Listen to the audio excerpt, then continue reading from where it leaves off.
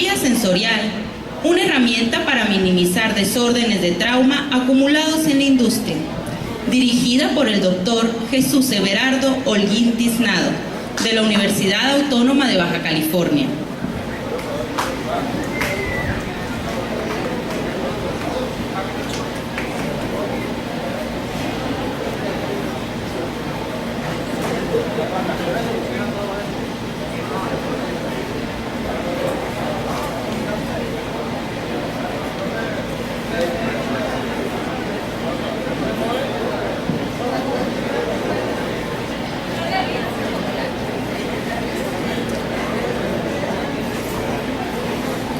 Bueno, pues pasemos el micrófono al doctor Jesús Everardo Holguín Tiznado.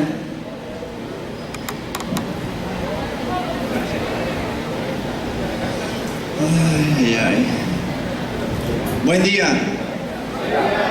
¿Cómo amanecieron? Desvelados, ¿verdad? ¿Estuvo chile el party anoche o no? ¿Sí se la rifaron? Mande, ese está más largo.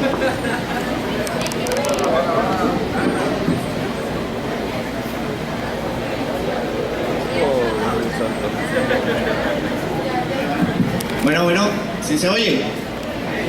Ok, entonces, ¿cómo estuvo el party? ¿Qué optimizaron ayer? Optimizaron la distancia que hay de la mesa a la barra.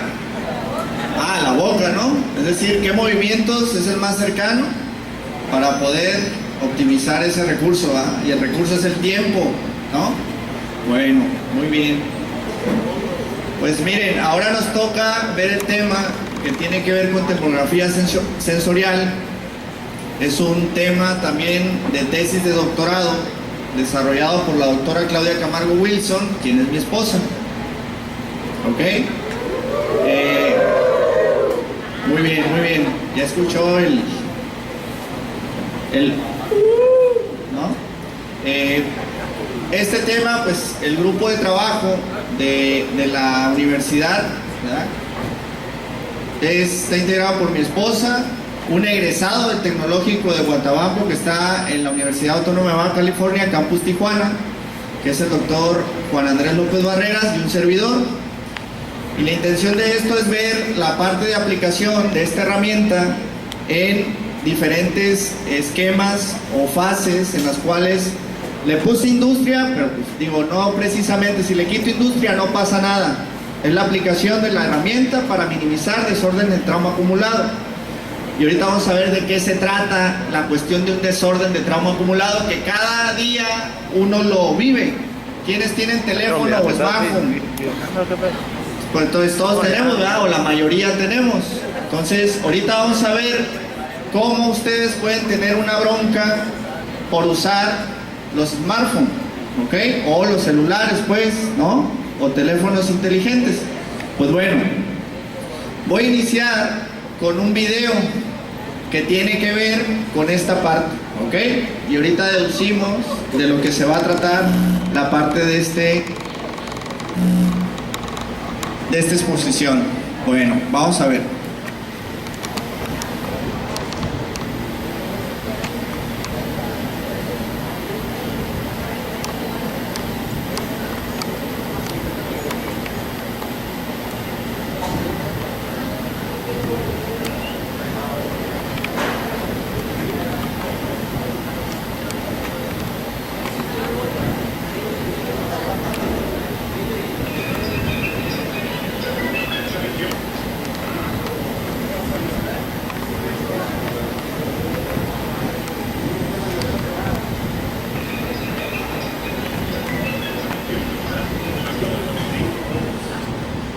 Bueno, fallitas técnicas, pero ahí va.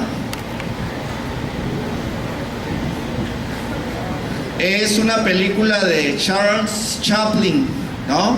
Está en mudo y va a haber a lo mejor algunos comentarios, pero bueno, ustedes van a apreciar, digamos, la perspectiva de lo que se genera o se generaba, todavía existe esta parte en la cuestión de los procesos, pero ahorita lo vamos a ver con enfoques también Por ejemplo, cómo se puede aplicar este estudio en secretarias, o los fenómenos que están ocurriendo en Europa ahorita con la cuestión del uso de los teléfonos inteligentes, que hay un fenómeno que se llama el fenómeno de purgarcito, le llaman. ¿Qué se llama el fenómeno de purgarcito? Purgarcito, pues es por el uso de que tenemos el teléfono y lo usamos de esta manera. Entonces ahorita hay una bronca gruesa con el uso de esos teléfonos en Europa por parte de los niños o adolescentes, donde ya están creando un problema con los dedos o con los pulgares, pero también con parte de la muñeca, y también tiene una incidencia en el codo. Y el problema es que son jóvenes que todavía no entran a la parte del sector productivo, y el problema está en que ya los tienen que operar para poder más o menos quedar bien, y la mayoría o la tendencia que hay es que no van a quedar bien. ¿Ya? Ok, entonces vamos a iniciar con la parte de el video, y ahorita seguimos explicando este fenómeno que está pasando. Si quieres, nada más córrelo hacia atrás y lo pones en pantalla completa.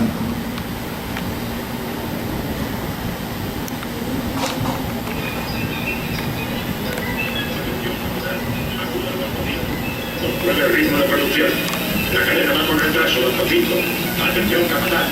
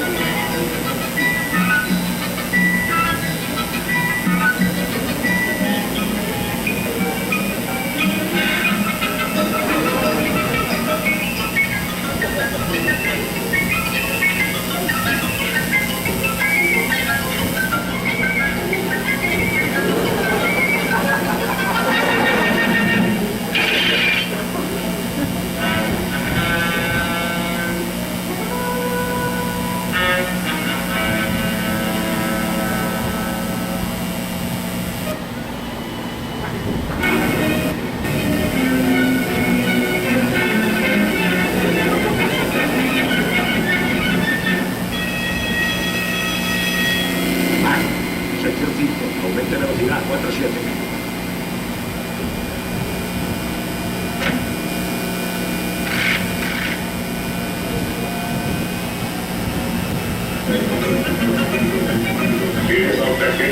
Sigue Norte.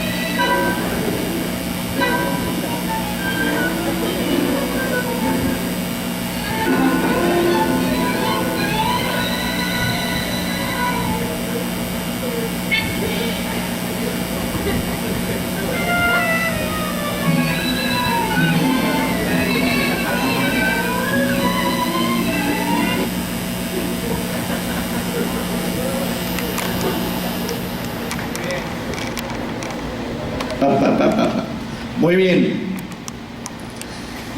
¿Qué les pareció? Está curada, ¿verdad? ¿No? Algunas cositas. Bueno. Sí, listo. Gracias. Bueno, ¿por qué les puse este video al inicio? Pues bueno, vamos a analizar algunos de los puntos críticos, el cual lleva la parte del análisis de procesos, ¿verdad?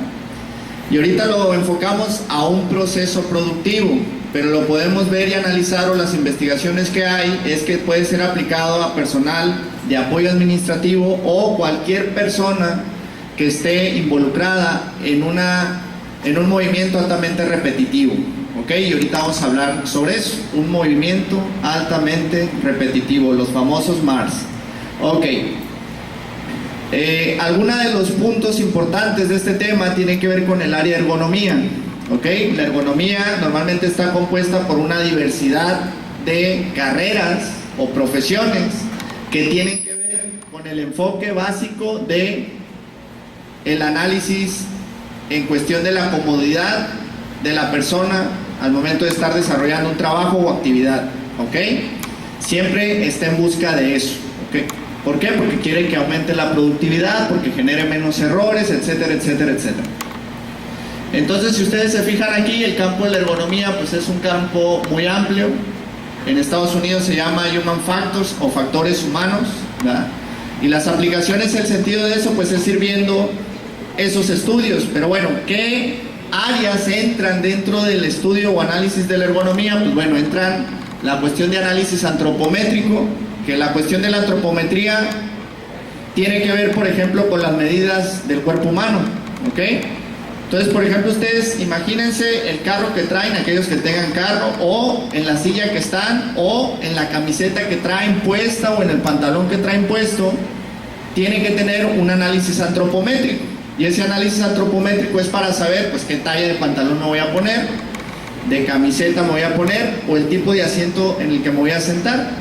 No es la misma que venga, por ejemplo, un alemán que mide casi 2 metros, y casi la mayoría de los alemanes están en ese rango, entre 1,80 m y 2 metros, a diferencia que venga alguien del sur de nuestro país y se venga y se siente en un asiento, digamos, estándar, ¿no? ¿Ok? Y hablar de estándar, pues bueno, hay un estudio a través de esa ciencia o de esa aplicación que es la antropometría. Ahorita en la industria automotriz, aeroespacial y eso hay un enfoque muy fuerte con las aplicaciones de la antropometría, porque lo que buscan es eso, la comodidad que va a tener el cliente para tener viajes prolongados o la usabilidad de los carros o de los productos que se están generando, ¿ok? Bueno, actualmente en México la parte de la antropometría está desarrollándose por el doctor Enrique de la Vega Bustillos, que está en el Tecnológico de Hermosillo, ¿ok? Y él es ahorita el presidente de la Sociedad Mexicana de Ergonomistas en México, ¿ok? Y él está desarrollando todos estos aspectos. Ahorita trae un proyecto con la industria del zapato de Guanajuato, donde están aplicando y viendo la parte de algunos problemas que tienen que ver con la parte del área de podología, ¿ok? En el deporte, aplicada al deporte, pero también en la cuestión de los zapatos estos de piel, ¿ok? Y es un estudio que traen ahí por las cuestiones de las deformaciones que cada uno traemos nosotros al momento de pisar, ¿ok? Y hay broncas ahí, entonces se quiere generar un zapato, un tenis que sea robusto a la flexibilidad dependiendo del tipo de pisado de cada uno de nosotros, ¿ok? Porque eso genera a la larga un problema en la deformación de nuestros dedos o pies, ¿ok? A la larga. Bueno, las otras áreas como es la biomecánica, la fisiología laboral, la administración, la higiene, son temas que muchos de ustedes a lo mejor ya han llevado esas unidades de aprendizaje o esas materias, o algunos han trabajado en algunas áreas de eso y algunos otros no, ¿verdad?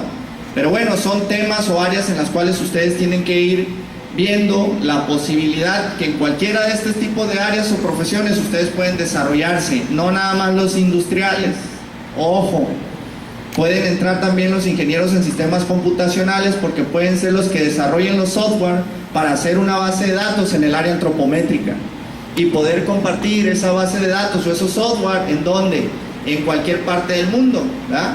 Porque así hay una empresa, por ejemplo, China, que va a producir cierto tipo de producto en China, pero es para México, pues tiene que conocer cuáles son las medidas antropométricas en las que debe de tener un mexicano. Y cuando es un mexicano no significa que va a ser específicamente para la gente del norte. Tiene que considerarse una muestra poblacional de todo México, ¿ok? Para sacar un análisis promedio de las características de nosotros, ¿ok? Entonces, pero también para eso se ocupan otras carreras. Bueno, si está la ingeniería industrial, también la mecatrónica, porque actualmente se están desarrollando ya escáneres, los cuales nada más uno se pone los piecitos así en un cuadro, en una, digamos, como una especie de cabina, y automáticamente tiene alrededor de 162 medidas antropométricas, nada más con un escaneo y la interfase con una computadora. Pero resulta que ese escáner cuesta millones de pesos, ¿ok? Una lana. Pero puede haber alguien, aún todavía no hay, que desarrolle la parte del mecanismo de ese escáner. ¿Por qué? Porque a fin de cuentas el escáner ya es un dispositivo que a través de ciertos sensores o aplicaciones de láseres puede hacer una interconexión. Es un pistoncito nada más que baja, sube y la interfaz a una computadora para poder hacer la programación, porque tiene que haber programación, y poder hacer las medidas automáticamente una vez que corre el láser a través de ciertos sensores y poder escanear a N individuos. Es un proceso muy rápido, a diferencia de ahorita de los aparatos antropométricos, que todos son mecánicos. Para poder llevar a cabo esas mediciones, pues es lo que nosotros usamos en la escuela, por ejemplo, como didácticos, ¿ok? Pero bueno, son áreas que son, digamos, en México muy vírgenes, es decir, no está muy desarrollada esta área de la ergonomía en México. Es un área de oportunidad muy fuerte para todos. Y bueno, la intención de esto es que también, como decíamos ahorita, para quienes son, pues está hecho también esta parte de la ergonomía de los factores humanos, ¿ok? Y la interacción que tienen también con la parte ortopédica, con la parte de la medicina y la sociología. ¿Por qué? ¿Por qué creen ustedes que entra la sociología ahí? ¿Qué tiene que ver la parte del análisis social? ¿Ustedes qué creen? Si una persona, así como ahorita que vieron el video, ¿verdad?, trabaja 8, 10 o 12 horas y de repente pues sale del proceso y sale todo tembeleque, ¿verdad? ¿Qué pasa con la parte social de esa persona? ¿Perdón? Se altera, ¿verdad? O hay una alteración con respecto a la parte de que fue y trabajó y una bronca, ¿ok? Pero después al final, ¿qué pasó? Ponen ahí a una muchachona que pasa, ¿verdad? Entonces ya ven la otra parte, ¿no? Donde ya no terminamos la película, pero hay un final feliz. ¿Estamos de acuerdo? Pero la parte social es importantísima, o los sociólogos la estudian para ver cuál es la transformación que hay de la persona al momento de estar trabajando. Por ejemplo, ahorita les doy un ejemplo. Puedo decirle yo a una persona que ahorita está sentada por aquí, que es socióloga, y los estudie ustedes, dando esta conferencia. Si es una conferencia monótona, interactiva, dinámica o nada más, pues están ahí, están tranquilos y podemos sacar una conclusión de eso. Para después el siguiente simposio ver qué pasaría si ponemos otro tipo de dinámicas, digamos, ¿no? Entonces, en ese contexto la sociología es lo que estudia, es decir, ¿qué vamos a analizar? O analizar los fenómenos que están pasando al momento de estar realizando una actividad o trabajo y todo su entorno, ¿ok? Entonces esa parte es fundamental e importante dentro de la ergonomía. La biomecánica es la parte que vamos ahorita a atacar, o la investigación en la cual nosotros nos vamos a abocar, la biomecánica específicamente. ¿Por qué? Porque la biomecánica ocupacional pues básicamente se ocupa, valga la redundancia, del diseño de espacios inmobiliario. ¿Quiénes creen ustedes que pueden diseñar eso, los espacios y los mobiliarios? ¿Qué profesiones? ¿Perdón? Mecatrónicos. ¿Quién más? ¿Perdón? Mecánicos. ¿Qué más? Industriales. ¿Quién más? ¿Perdón?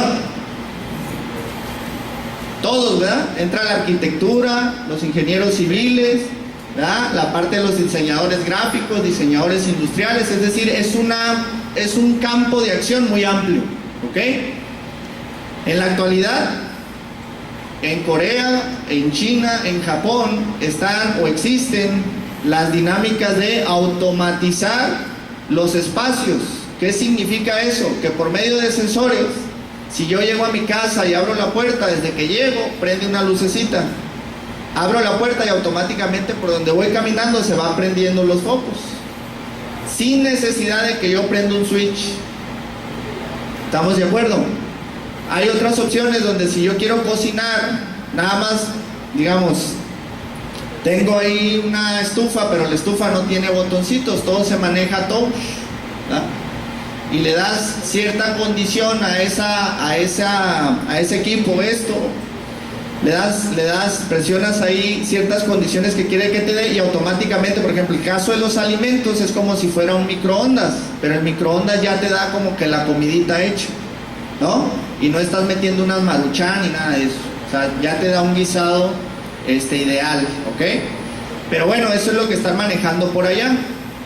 Otras cosas importantes que están haciendo ahorita es con la parte de tocaron el tema ahorita, el primer expositor, que tiene que ver con las energías renovables. Y ustedes dirán, ¿qué tiene que ver este rollo con eso? Pues bueno, lo que está pasando en Corea actualmente es que todos los pepenadores que existían y todo ese trabajo que desarrollaban ellos, pues ya los quitaron, porque resulta que ahora le compran basura a los países en vía de desarrollo.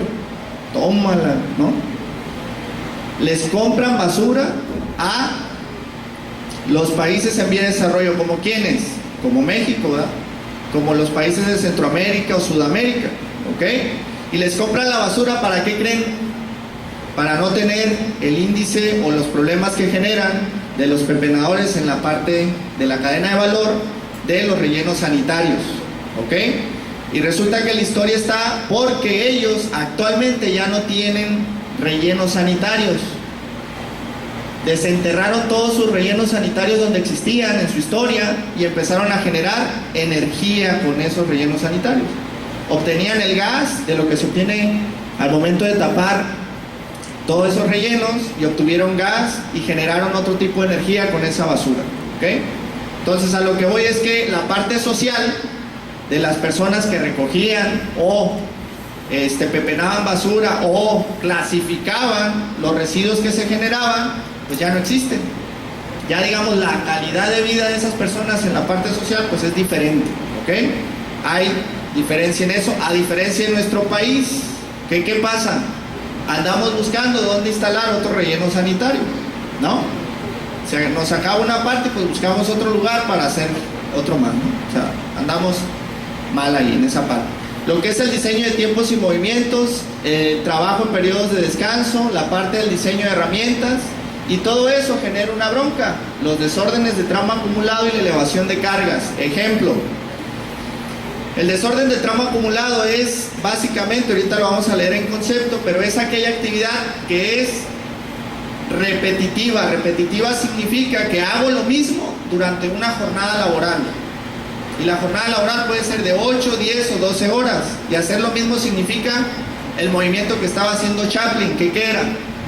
Nomás atornillando, ¿ok?